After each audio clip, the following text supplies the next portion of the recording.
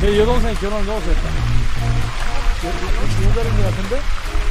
아, 옛날에 분수를 그대로 있었고. 저기서 했나? 하여튼 뭐 요 자리에서 했어요. 우리 사진을 여기서 찍은 거야. 우리 매제가 이 경북대학을 나왔고, 우리 여동생이 영남대학을 나왔거든. 89학번인가? 89학번이다. 98학번쯤 되는 것 같아요. 98이면 얼마쯤 되니?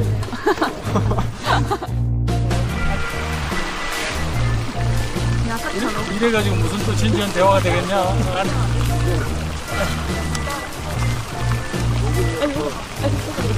어떻게 기자분이 한 분 이리 오시고 기자분이 가운데서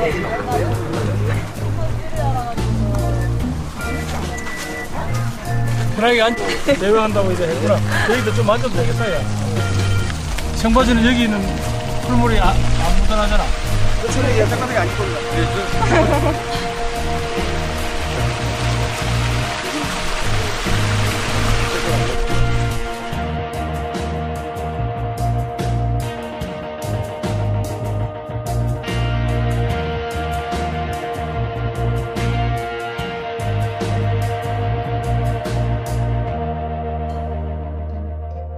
대구 그 문화축제 관련된 부처 관련된 공무원들이 협조를 안 해준다든가 아니면 계속 뭐 공문을 돌려라 이런 식으로 해서 협조가 잘 안 돼서 결국에는 이제 두유공원에서 실시를 하고 결국엔 또 겨우 치킨 한 마리 먹으려고 줄을 엄청 많이 쓰고 해서 결과적으로 사람은 많이 왔는데 굉장히 막 불만이 많았거든요. 간 사람들이. 그런 게 하여튼 꼭 치맥 페스티벌 그 문제뿐만 아니라 하여튼 전체적인 대구에서 일어나는 그 행정 사업들이 다 너무 관료주의적이고 학상공론적인 측면에 강하다고 생각하는데 물론 대구 공직사회의 어찌 보면 조금 부끄러운 측면입니다. 그러니까 뭔가 누구도 나서서 책임을 지려고 하지 않는 풍토가 있다는 지적은 옳고요. 저 스스로가 시장에 취임한다면 바로 이제 그 공무원들로 하여금 당신들은 더 이상 구경꾼이 아니다. 이제 당신들 스스로가 당신들 고용한 시민들에게 어떤 몸을 던져서라도 문제를 풀어내지 않으면 안 된다는 어떤 풍토를 만들 겁니다. 시장부터 앉아서 군림하거나 결제만 하는 시장이 아니라 모든 어떤 그 행정의 어떤 효율성 내지는 에너제틱한 걸 만들기 위해서 저는 모든 회의록은 다 공개할 작정입니다. 그리고 모든 그 과장급 이상의 어떤 결제 문서도 다 공개할 작정입니다.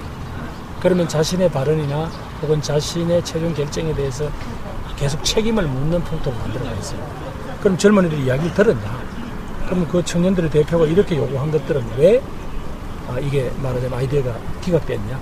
그다음에 이건 왜 반영되지 못하고 중간에 가다가 정책에서 사라졌냐? 뭐 이런 것들을 계속 우리가 피드백을 해야 되겠죠.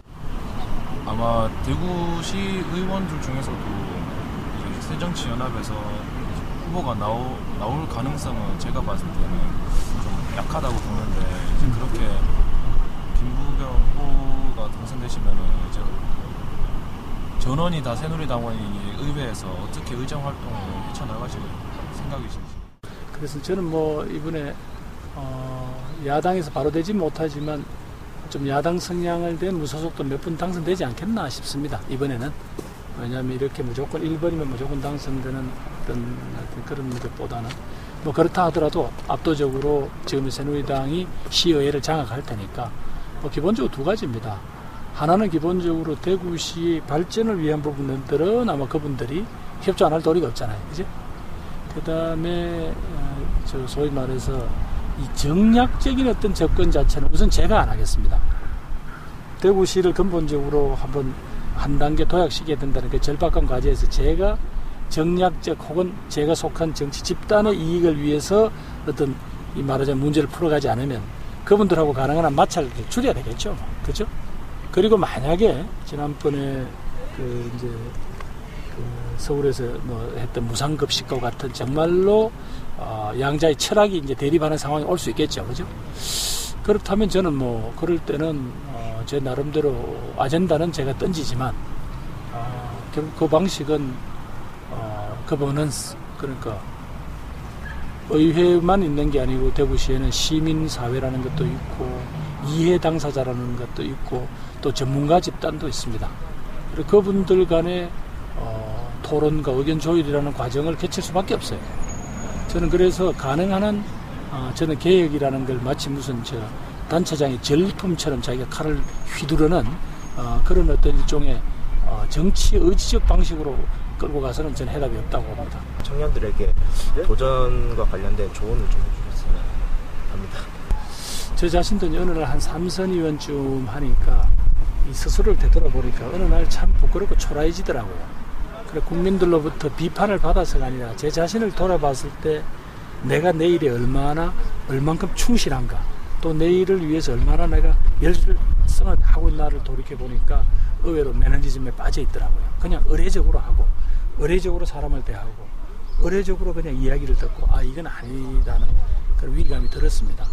지금 이제 물론 여러분 세대들한테 죄송한 거는 저희들한테는 폭풍노도, 질풍노도 시대라 그러죠. 스트롱트랑 독일의 그 청년들의 사상적 방황강의처럼 저희들은 그런 시절을 겪었기 때문에 어쩌면 젊을 때부터 그게 자연스럽게 받아들여졌는데, 그런 점에서 여러분들 세대한테는 지독한 경쟁과 어떤 뭐 자신에 대한 어떤 끊임없는 그런 압박과 이런 속에서 여러분 스스로가 어떤 인간으로서의 어떤 그런 누려야 될 기회를 누리지 못한 데 대해서는 정말 기성세대로서 그 점은 부끄럽고 죄송하게 생각합니다.